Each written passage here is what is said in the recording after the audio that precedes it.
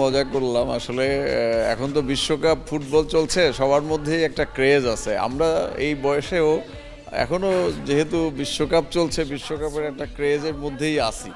সুতরাং একটা খেলার সুযোগ পেলাম, মনে হয় যেন ওয়ার্ল্ড কাপের মাঠেই আছি এরকম মনে হয়েছে। এবং এবং মেসির মতো গোল করলাম।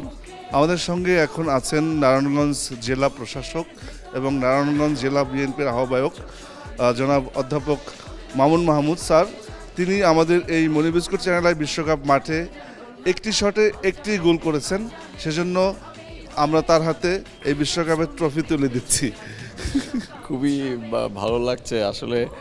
যদি প্লেয়ার হতে পারতাম, যদি সত্যি সত্যি বিশ্বকাপ জয় করতে পারতাম, তাহলে এই জীবনটা হয়তো ধন্য হতো মনে হয় আর কি। যাই হোক, তারপরেও দুধের স্বাদ ঘোলে মেটালাম। আমি একটি গোল করেছি এবং বিশ্বকাপ জয় করেছি। সত্যি আমার জন্য অত্যন্ত আনন্দের, এবং এটা আমার জীবনের স্মৃতির মণিকোঠায় অনেক দিন এটা জেগে থাকবে ইনশাল্লাহ।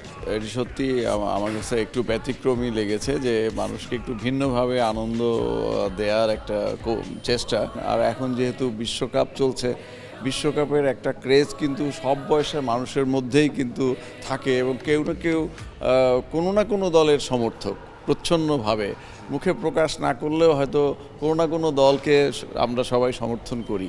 সুতরাং সবার মধ্যেই কিন্তু বিশ্বকাপ নিয়ে একটা আগ্রহ আছে। আর এই সময়ে ঠিক আমরাও মাঠে নেমে ফুটবলে কিক দিলাম, এটা আরও বেশি, অনেক বেশি আনন্দ। আপনাদেরকে অসংখ্য অসংখ্য ধন্যবাদ।